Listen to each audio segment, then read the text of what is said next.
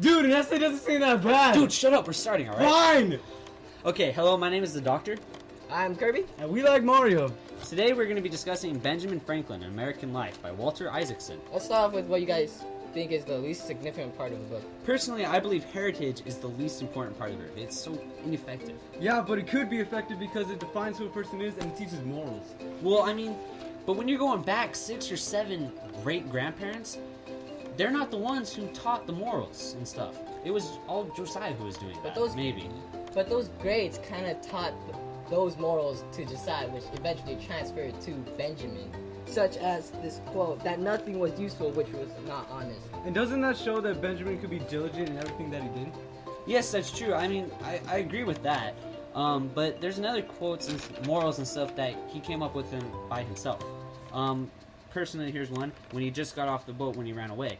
A man is sometimes more generous when he has little money than when he has plenty. Okay, I'll agree with that because remember that one time he proved his generosity by giving out the rolls to those beggars when he had literally no money.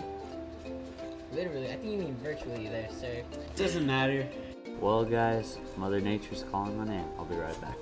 Well, the doctor's gone. Anyway, how are you and your girlfriend doing? Speaking of girlfriends, Ben was quite the smooth talker to women. How so? Remember one time during this trip in France, he was being very flirtatious with Madame Brayon and Helvetis? I remember that, but what did you do exactly? Play chess? I don't think Debbie would have a problem with that though. But wouldn't you think she would be suspicious of Franklin's? Because he's kind of going around talking to all these women. Yeah, but he wasn't willing to go with Benjamin on his trip to Europe. She wasn't willing, but she was still loyal to him.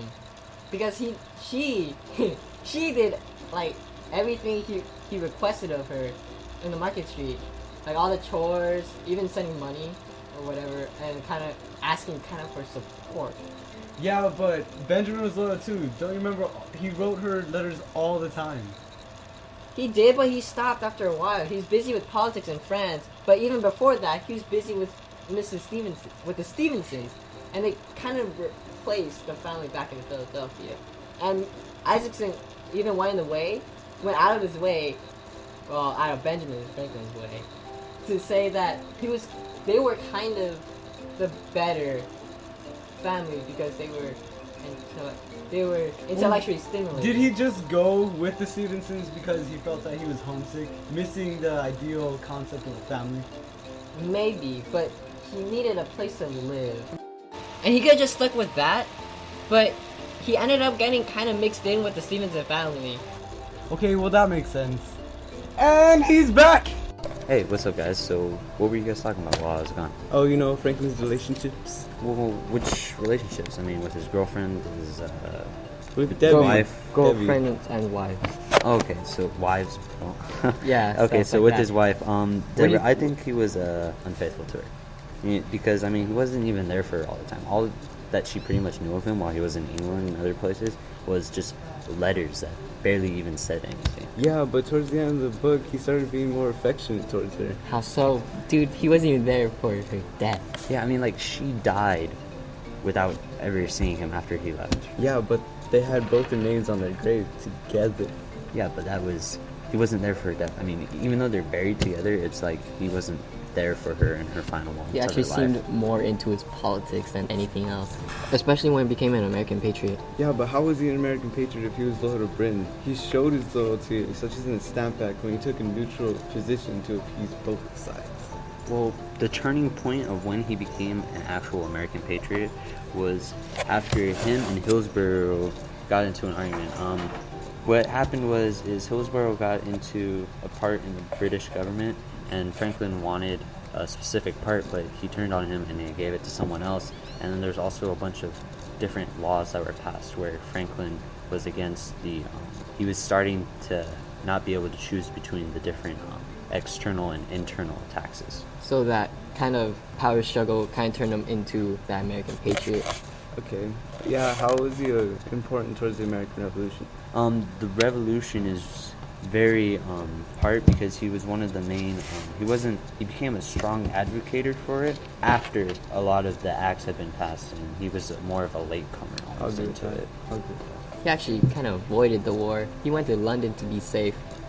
Kind of backstabbing, don't you think? Yeah, just kind of runs like, hey guys, I'm supporting you, but I'm gonna be over there, you know. Maybe actually, I think he was there to kind of create a treaty. He was an ambassador, no? Yeah. But don't you agree that he was also indecisive with many of his views? Kind of was, especially With he the helped. abolishment of slavery. Not even that.